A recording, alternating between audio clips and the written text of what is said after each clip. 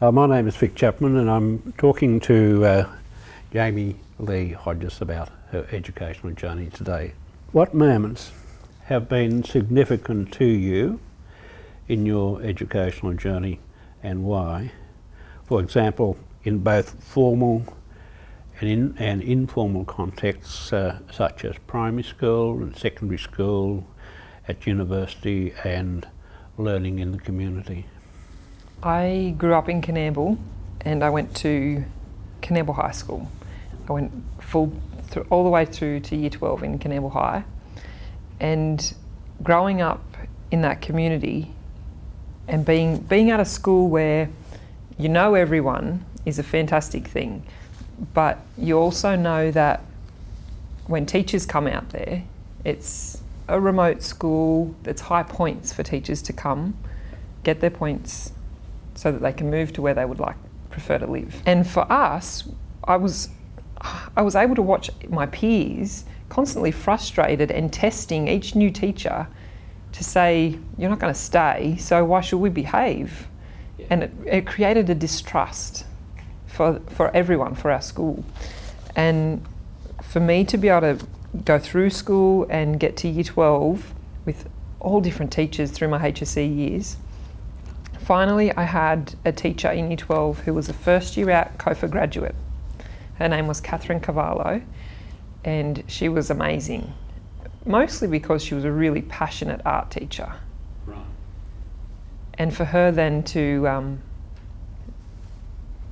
enthuse us about art and about learning and exploring this whole other world that we didn't really get to see because we always had relief teachers and they were always changing, and she was there and she was going to stay. So she played a big role in that, and then for me to then go, okay, well, if I'm ever going to do anything about this, I need to go to uni. If I want to return home, I need to go somewhere to get an education and then be able to come back and be a teacher in a remote community, whether it was Coonamble or somewhere close by there. That meant that I was going to stay. I wasn't there just to get points and leave again.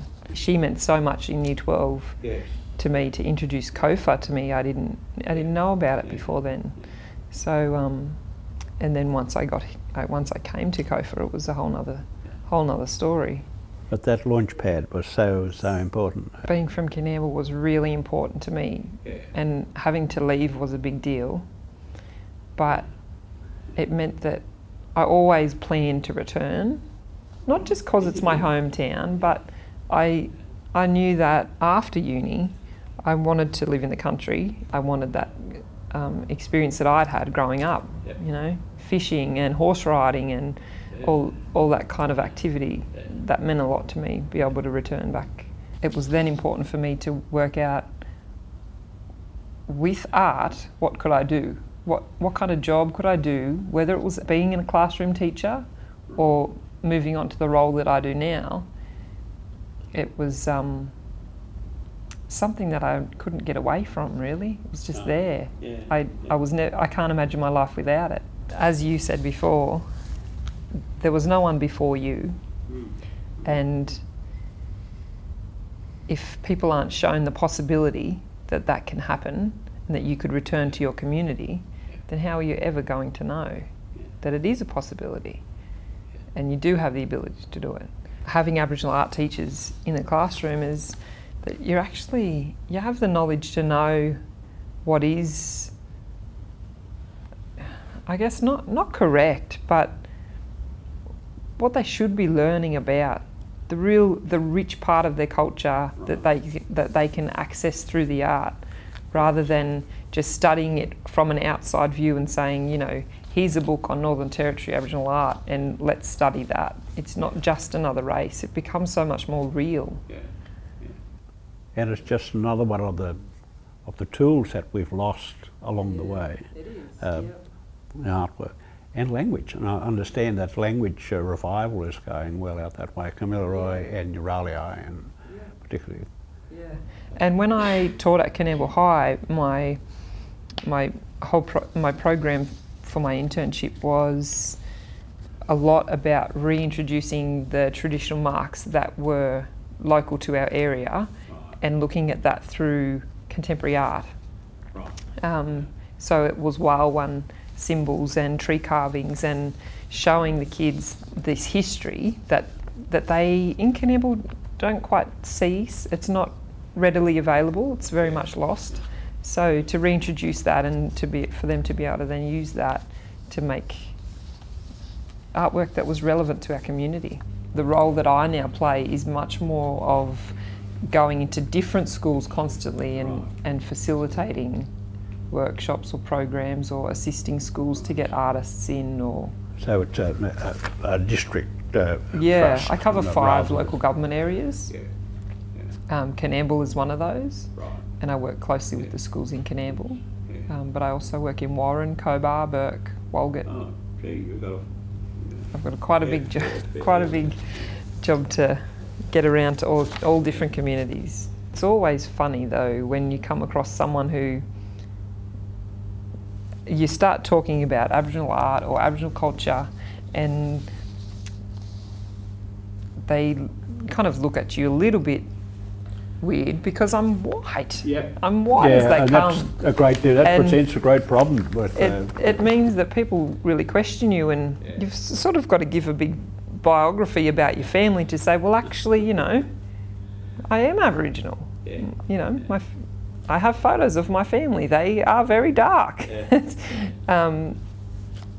It's a funny thing when you have that conversation, and that is still there, that people still think, oh, just because you're white, you know, that you may not be Aboriginal. But people make disparaging comments about Aboriginal people, and you say, look, just a minute, I'm one of those.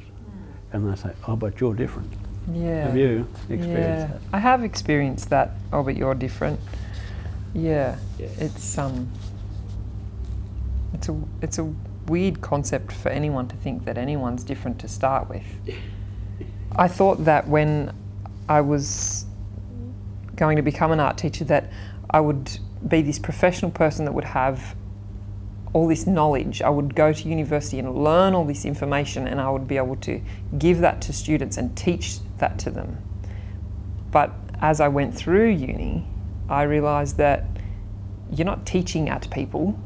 You don't have to know everything about everything. It's not that's not the process, and that doesn't make a good teacher either. It was more to me that it changed so that I was able to go into an art teaching role or an arts worker role and be able to help others to learn more about art.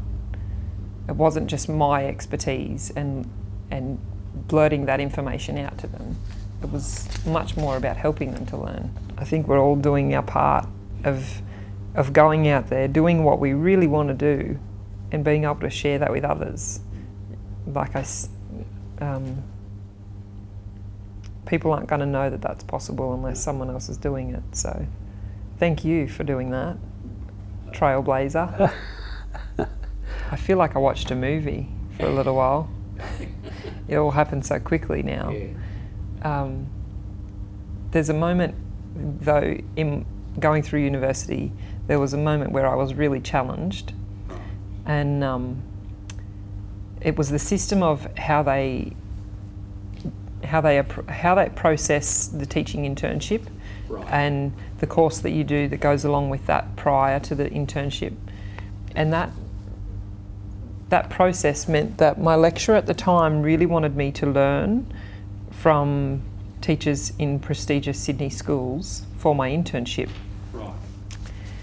which I could understand, but at the same time I was a country kid that had moved 8 hours from home for an education, which meant that financially it was pretty tough.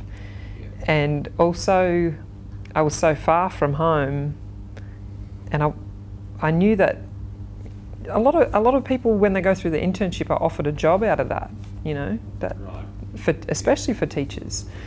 So it was really important to me that I didn't do it's nearly 3 months worth of teaching for free in Sydney, because to start with it was going to be hard to afford it because I wouldn't be able to work while I did that, and also it wasn't going to teach me the challenges that I would face once I got home to be a teacher.